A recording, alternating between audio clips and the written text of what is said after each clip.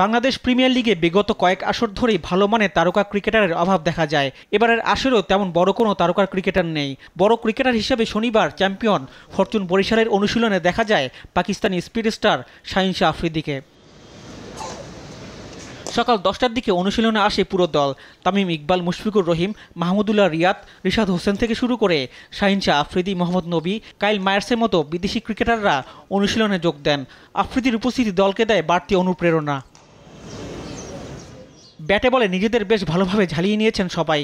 অনুশীলন শেষে বরিশালের পাকিস্তানি তারকা শাহিন শাহ আফ্রিদি জানিয়েছেন, বিপিএলও ভালো মানের ক্রিকেট হয়। তামিমের মতো অভিজ্ঞ কিছু ক্রিকেটার দলে থাকায় দল বাড়তি সুবিধা পাবে। আর তামিম ইকবালের অনুরোধেই তিনি বিপিএল খেলতে এসেছেন।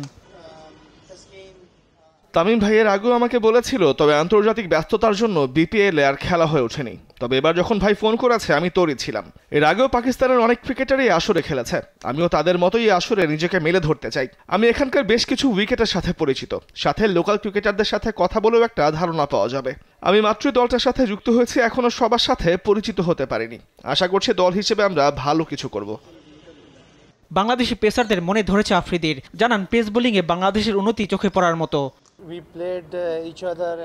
বাংলাদেশের পেসাররা বেশ ভালো উন্নতি করেছে। তাসকিন আহমেদ দেশের সেরা বোলার, নাহিদ রানাও ভালো করছে, বেশ জোরে বল করে সে।